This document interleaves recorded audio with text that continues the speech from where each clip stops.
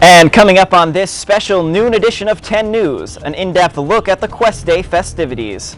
And we'll have our own Chris Horvatis speaking with Laker hockey player Neil Musselwhite.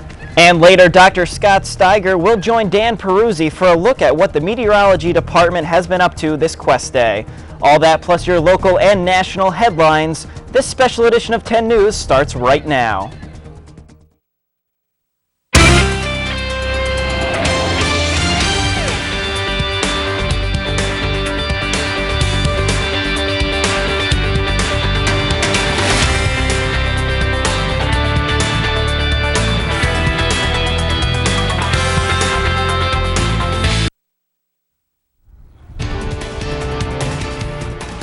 And good afternoon, Oswego. Welcome to this special edition of 10 News, your connection to Oswego and beyond. I'm Barry Wygel. And I'm Stephanie Sweeney. Thank you for joining us this afternoon.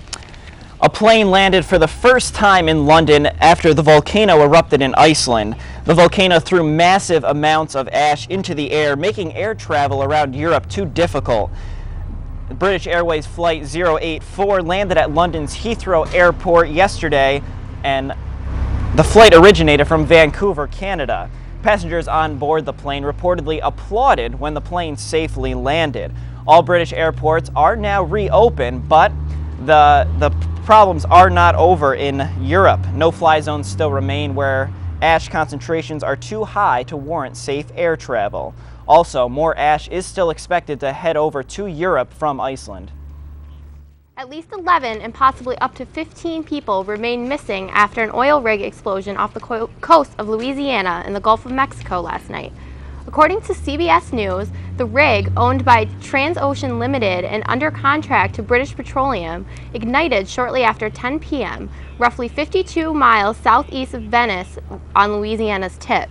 Coast Guard Chief Petty Officer Mike O'Barry said that most of the 126 people on the rig were believed to escape safely, and hopes remain high that those who are missing are on a life raft. The rig is reportedly still burning, and it is uncertain when it will be able to be put out. The search continues in the Gulf of Mexico for those remaining missing. The cause of the explosion is still undetermined. Even with air travel returning to normal in Europe, everyone is still feeling the effects from this volcano. This is hampering world trade all over the globe. Goods are unable to be exported from countries to Europe. Boston-based Black Pearl Seafood was supposed to receive an import of 25 tons of fish on Saturday. They were not able to receive the shipment that had a retail value of $320,000. Luckily, the fish was frozen and able to deliver to another market. Southern California's Paramount Export Company, who are selling $400,000 worth of fresh fruits and vegetables, had to sell it at a high loss. The produce was supposed to be shipped to the Middle East, but they could not make it due to the air traffic restrictions. Just when you thought you had enough of the Balloon Boy scandal, it has made headlines again. Richard and Mayomi Heen, the parents of the boy, have agreed to pay $36,000 in restitution to authorities who responded to the incident. Colorado's Larimer County Sheriff's Office and other agencies involved originally asked for $48,000, but settled for the reduced amount after Heen's lawyers argued the couple should only pay a small amount in the compensation. On October 15th of last year, the Heens falsely reported that their son had flown away in a homemade helium balloon, causing the involvement of many emergency responders. And now we will go to Dan Peruzzi with our first look at the weather. Dan?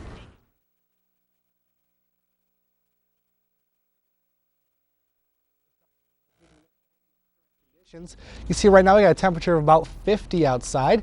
Once we get that graphic up for you here, I can tell you the rest of it. There it is, 51 outside under clear skies. As you can see, a beautiful day behind me.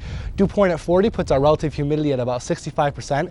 Winds are out of the west at 7 miles per hour right now and will remain west all day as that lake breeze has set up and will push air off the lake on the land, and the barometric pressure is holding steady at about 29.8 inches of mercury. Taking a look at your telecast surface map, you can see over our area the high pressure that has been in domination has been pushed out of the area, and low pressure from the north and south is slowly working its way in. Over the western half of the nation is the low pressure that's going to make its way here for the weekend, but I'll have more on that later on in my full weather. Taking a look at the weather tap water vapor image, you will see, as I mentioned, their area off to the west half of the U.S. that's not going to affect us for a little while. But over our area, you can see kind of a dry area kind of pushing down across just south of the Great Lakes. If I can zoom into the northeast image there, you will see a better shot of that kind of a dry slot, and that's indicative of where the cold front is currently located. Behind that kind of a dry area, that darker area in the satellite image, is where it's cold air behind it. That's going to be pushing its way across our area for the next couple of days.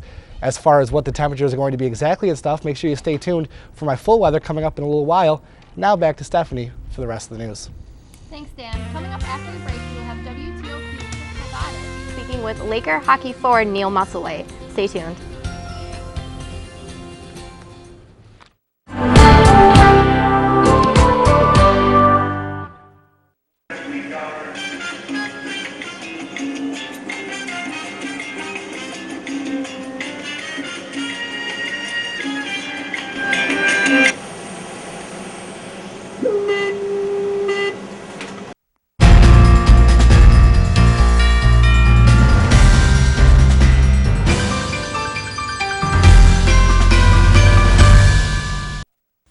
Is it rolling? Yeah, it's rolling. Hi, I'm Howie Mandel. Whenever I'm in Oswego, I watch WTOP TV 10.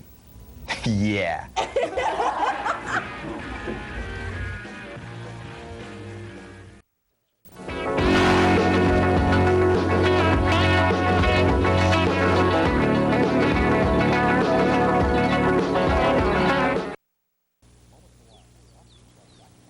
Welcome to A Moment in the Wild, brought to you by the Rocky Mountain Elk Foundation.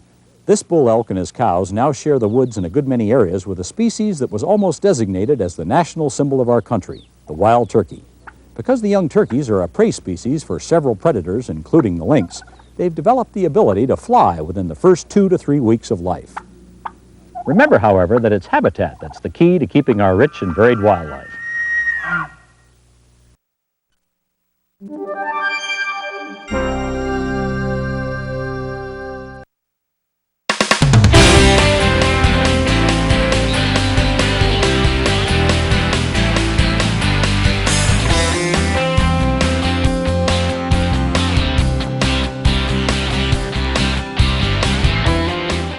And welcome back to 10 News. I'm Chris Horvatis, and joining me now, Laker fans recognize this face, former Laker forward Neil Musselwhite. Neil, thank you for sitting down with us for a couple minutes here this afternoon.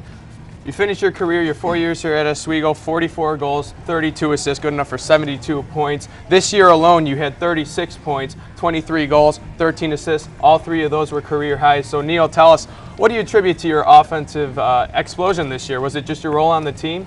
I think it was the the role that my coach gave me this year.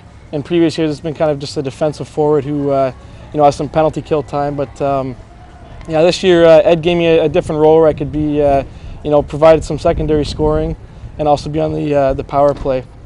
And the numbers that I just mentioned were good enough to get you recognized nationally. You were invited to participate in the Frozen Four skills competition in Detroit a couple weeks ago.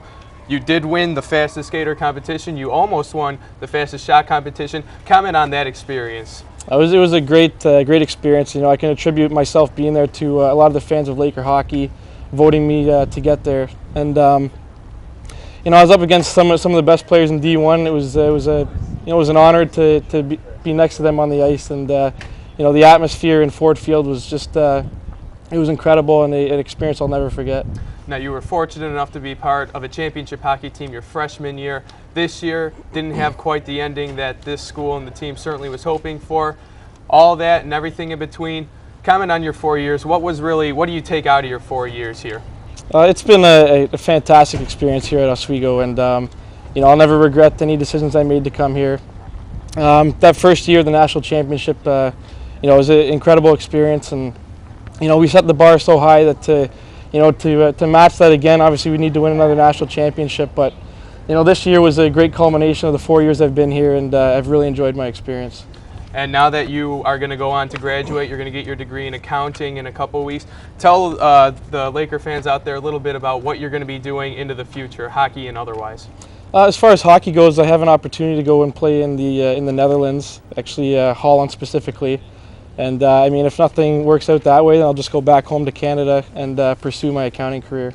All right, very good, Neil. We thank you for joining us. Thanks for having me. And good luck in your future. Thanks very much. much. Now taking a little look at some other sports news here this afternoon.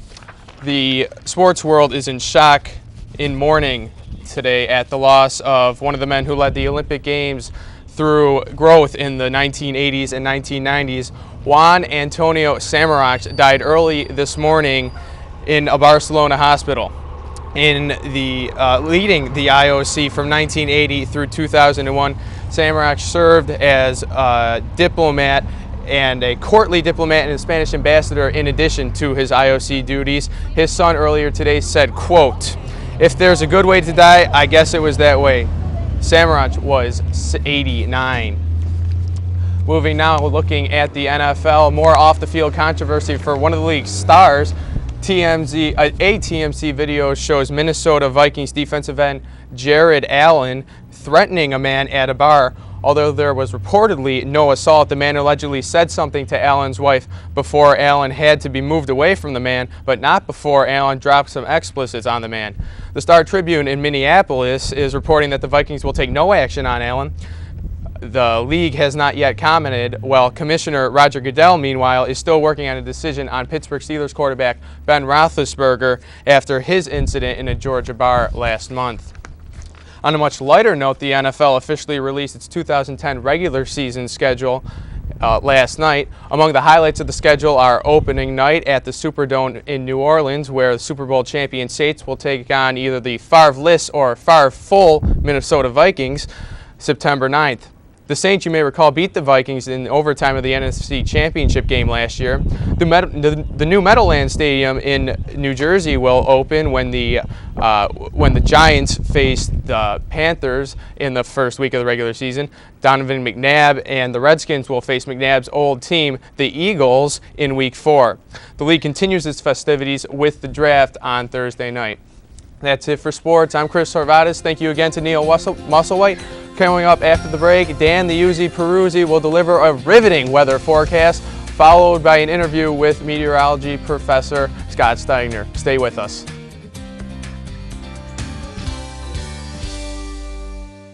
Hi, I'm CNN's Rob Marciano, and you're watching WTOP 10, your television station. Oh look, Godzilla, Godzilla! Godzilla! Oh, we gonna rock down to Electric Avenue, and then we'll take it higher.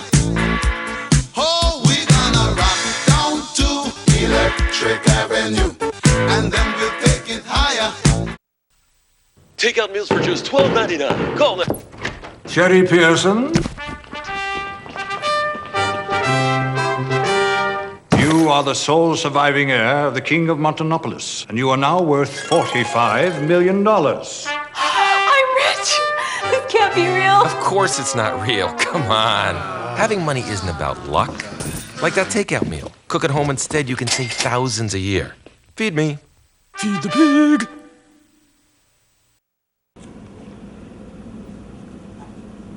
And the Lakers oust Cortland 50 to 98-20. So you can't save money? That's easy as pie. Drink from the tap. A $3 bottle of water a day times 10 years times 6% interest is over 14,000 clams. Small changes today, big bucks tomorrow. Feedthepig.org.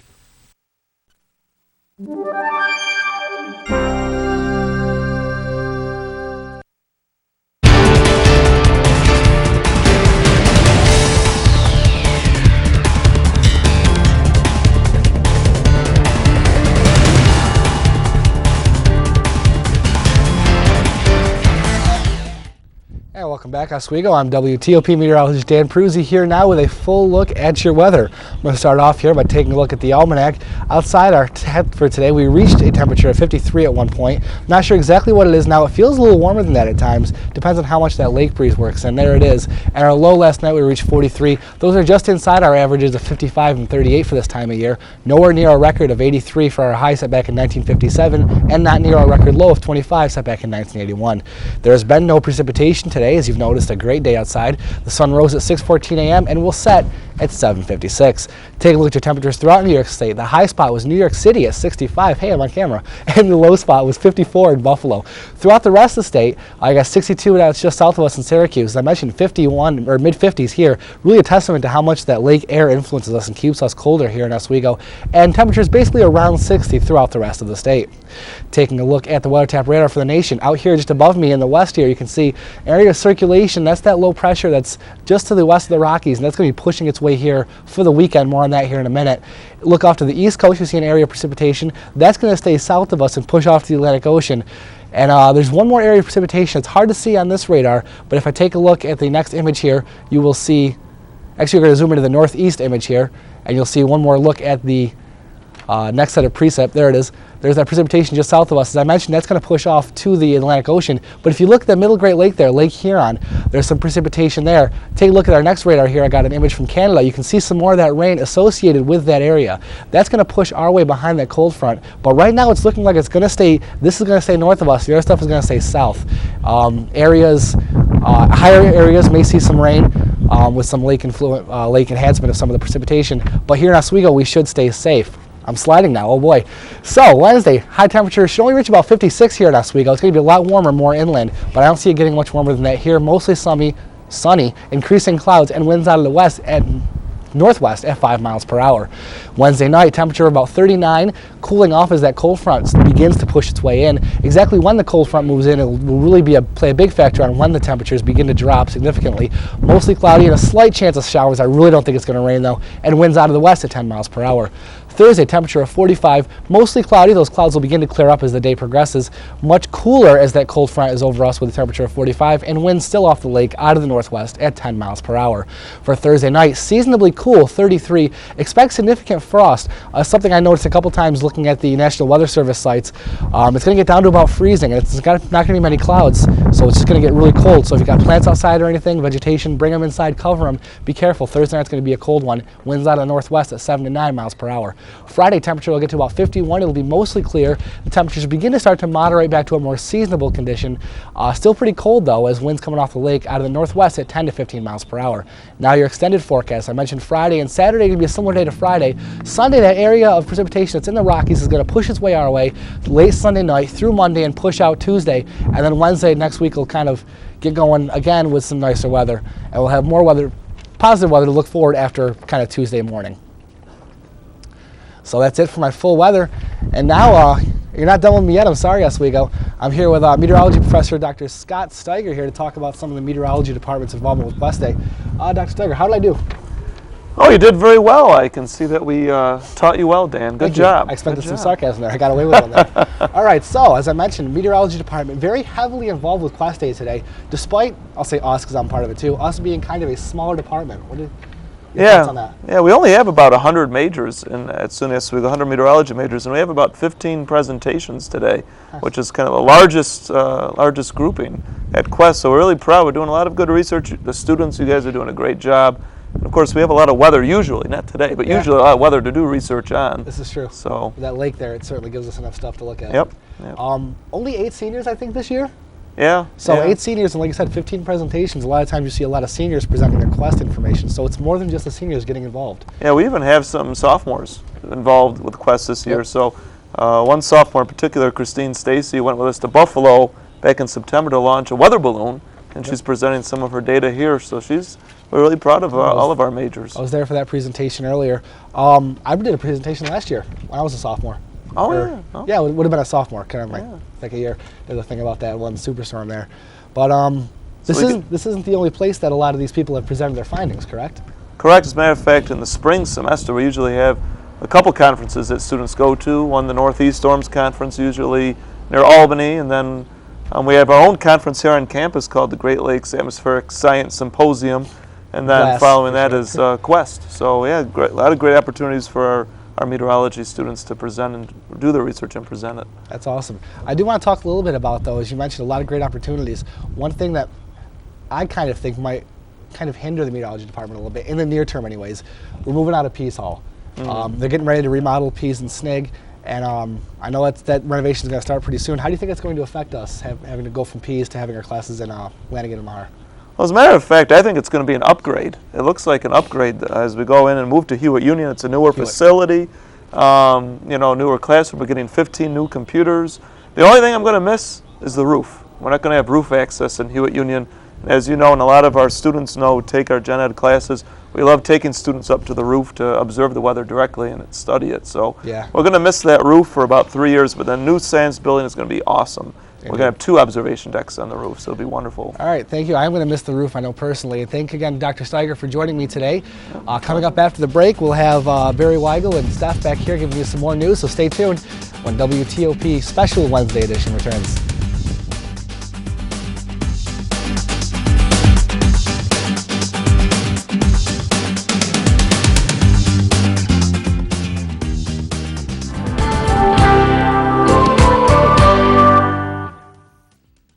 What's up? We're Hawthorne Heights, and you're watching WTOP 10, your television.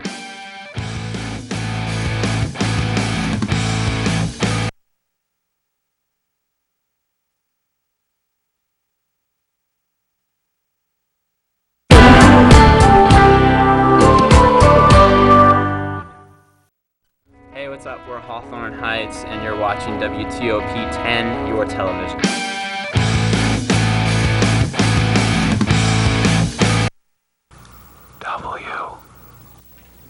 W. W. W. W. W. W.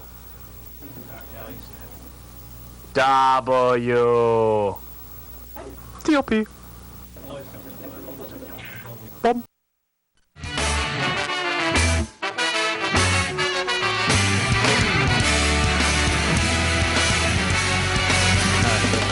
Hey, I'm Sean from Big D and the Kids Table, and you're watching WTOP 10. 2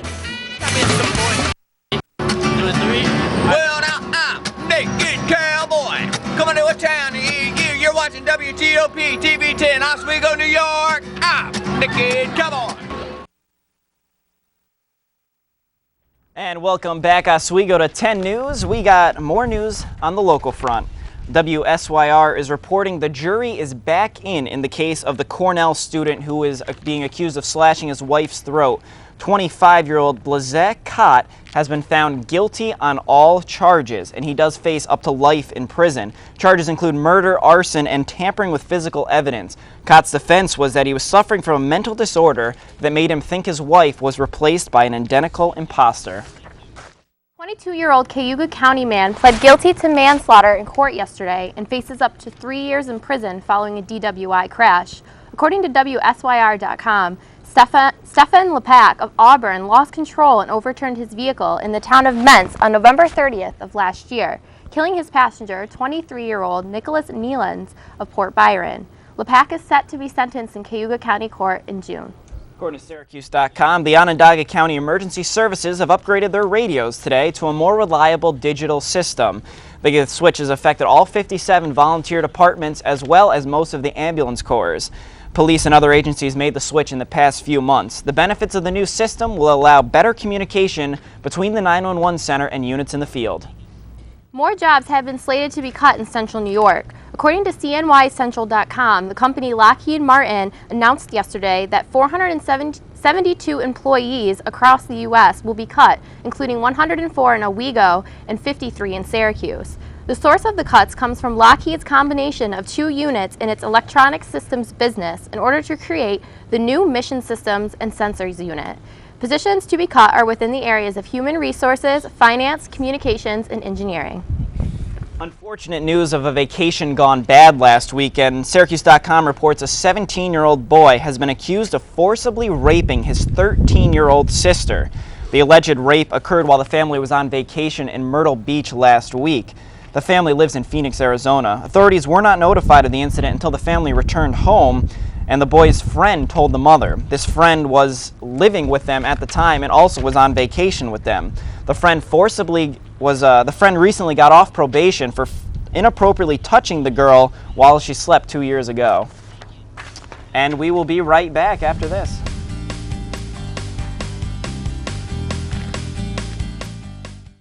survey done by the Lifestyle Center found that 58.2% of SUNY Oswego students believe that the typical student consumes alcohol daily. In actuality, it's only 0.7%. Hey, did you want to come out to that party with us tonight? No, thanks, I'm good. What about late night? Yeah, let's go. Great. Overcoming misconceptions. Now that's style.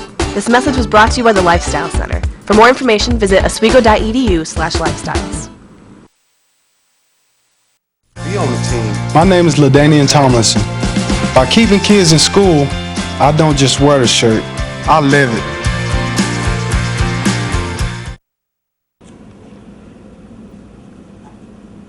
And the Lakers oust Cortland 50 to 98-20. Smokey on. If you see someone in danger of starting a wildfire, step in and make a difference. Because 9 out of 10 wildfires can be prevented. Only you can prevent wildfires. Welcome back. Do you find yourself too tired for sex? Well, you're not alone. CBS's The Early Show reports that a recent study conducted by the National Sleep Foundation found that among married people and couples living together, 1 in 4 adults skip the intimacy in the bedroom due to tiredness. With many other responsibilities and hours of sleep needed varying from person to person, it can be quite difficult for a couple to find the time and energy for intimacy. Better sleep is key to fixing this problem, and some easy suggestions to help include avoiding caffeine and naps and eating healthy. Sometimes security tapes are used to help catch criminals, and sometimes they're just incredible to watch. A security camera in Ohio caught a saw blade, which was being used to cut through pavement, come flying off the machine and take a trip through the neighborhood. The blade rolled through a nearby yard, leaving a 3-foot gash in a house. Scary stuff.